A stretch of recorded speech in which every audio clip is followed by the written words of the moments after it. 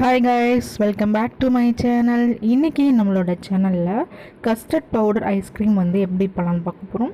ரொம்ப சிம்பிளாக வீட்டில் இருக்கக்கூடிய பொருட்களை வச்சு எப்படி பண்ணலான்னு பார்க்கலாம். இப்போ பார்த்தீங்கன்னா நான் ஐஸ்கிரீம் பண்ணுறதுக்கு 300 ml அளவுக்கு பால் எடுத்திருக்கேன். பால் நல்லா கொஞ்சம் ஹீட் ஆகட்டும். அதுக்கிடையில் பார்த்தீங்க அப்படின்னா 2 டேபிள் ஸ்பூன் அளவுக்கு நம்ம கஸ்டர்ட் பவுடர் எடுத்துக்கலாங்க. உங்கள்கிட்ட கஸ்டர்ட் பவுடர் இல்லை அப்படின்னா பிரச்சனையே இல்லை, நீங்கள் கார்ன்ஃப்ளவர் யூஸ் பண்ணிக்கலாம். கார்ன்ஃப்ளவரும் இல்லை அப்படின்னா நீங்கள் அரிசி மாவு யூஸ் பண்ணிக்கலாம். இப்போ 2 டேபிள் ஸ்பூன் அளவுக்கு கஸ்டர்ட் பவுடர் எடுத்துக்கோங்க. இது கூட பார்த்திங்கன்னா ஒரு 1/4 கப் அளவுக்கு பால் சேர்த்து நல்லா கெட்டி இல்லாமல் கலந்துக்கணுங்க.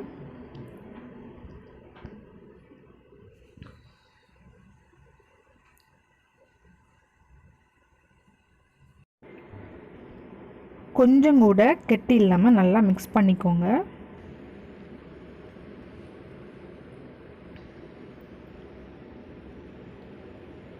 இப்போ நல்லா மிக்ஸ் பண்ணியாச்சு.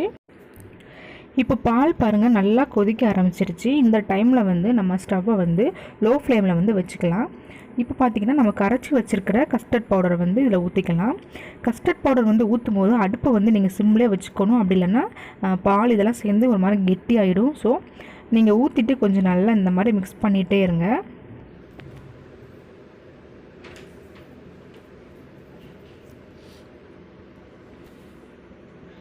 இது கூடவே பார்த்திங்கன்னா வெண்ணிலா எசன்ஸ் 1 டீஸ்பூன் அளவுக்கு நம்ம சேர்த்துக்கலாம். இப்போ எல்லாம் சேர்த்து நல்லா திக்காக வர வரைக்கும் நம்ம மிக்ஸ் பண்ணிகிட்டே இருக்கணுங்க.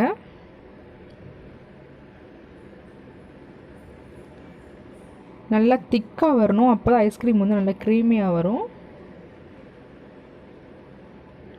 இது கூடவே பார்த்திங்கன்னா ஜீனி சேர்த்துக்கோங்க. நான் ஒரு 3/4 கப் அளவுக்கு ஜீனி சேர்த்துக்கிறேன்.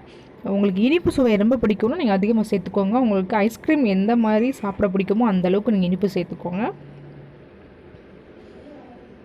இப்போ பார்த்திங்கன்னா நல்லா திக்காயிடுச்சு. இந்த டைமில் நம்ம ஸ்டவ்வை ஆஃப் பண்ணிடலாம்.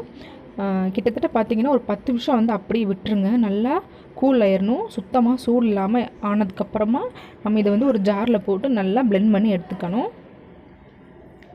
இப்போ பார்த்திங்கன்னா ஒரு 10 மினிட்ஸ்க்கு மேலே ஆயிடுச்சுங்க. நல்லா சூடெல்லாம் போயிடுச்சு. இப்போ இதை ஒரு ஜாருக்கு நம்ம மாற்றிக்கலாம்.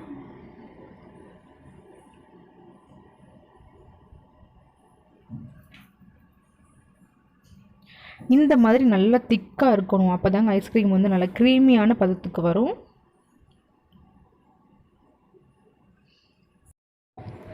இது கூடவே பார்த்தீங்கன்னா உங்கள்கிட்ட ஃப்ரெஷ் க்ரீம் இருந்தது அப்படின்னா ஒரு 1/4 கப் அப்படிலாம் ஒரு 1/2 கப் அளவுக்கு நல்லா சேர்த்துக்கோங்க. ஐஸ்கிரீம் நல்லா க்ரீமியாக சூப்பராக இருக்கும்.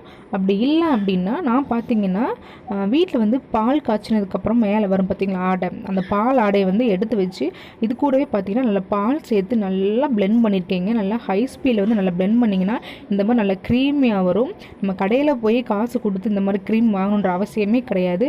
ஒரு 1 வீக் நீங்கள் பாலாடையை சேர்த்து வச்சாலே போதும், இந்த அளவுக்கு உங்களுக்கு க்ரீமியாக வந்துடும். இப்போ இது 2ஐயும் சேர்த்து நல்லா பிளெண்ட் பண்ணிக்கோங்க. கொஞ்சம் நல்லா ஹை ஸ்பீடு வச்சு பிளெண்ட் பண்ணிங்கன்னா இந்த மாதிரி பார்த்திங்கன்னா நல்லா சாஃப்டான க்ரீமியான பதத்துக்கு ஐஸ்கிரீம் கிடைக்குங்க. இப்போ ஒரு பாக்ஸில் மாற்றிக்கோங்க. பாக்ஸில் மாற்றினதுக்கப்புறம் மூடி போட்டு மூடி வச்சு ஃப்ரீசரில் ஒரு 8 ஹவர்ஸ் அப்படியே விட்டிங்க அப்படின்னா வீட்டிலேயே ரொம்ப சிம்பிளான மெத்தடில் நல்லா க்ரீமியான ஐஸ்கிரீம் பண்ணிடலாம். உங்கள்கிட்ட ஒரு 8 ஹவர்ஸ்க்கு மேலேயும் உங்களுக்கு ஐஸ்கிரீம் கொஞ்சம் நல்லா இல்லை அப்படின்னா மறுபடியும் நீங்கள் ஜாரில் போட்டு நல்லா பிளெண்ட் பண்ணி எடுத்திங்கன்னா நல்லா வந்துடும். இப்போ பாருங்கள், ஒரு 8 ஹவர்ஸ்க்கு அப்புறமா நான் வெளியில் எடுத்திருக்கேன். எவ்வளோ க்ரீமியாக இருக்குது தெரியுமா? நம்ம கடையில் எப்படி வாங்குவோமோ அதே மாதிரி ரொம்ப சூப்பராக இருக்குங்க. நல்ல டேஸ்டியாகவும் இருக்குது. கண்டிப்பாக உங்கள் குழந்தைங்களுக்கு வீட்லேயே நல்லா ஹெல்த்தியாக பண்ணி கொடுங்க.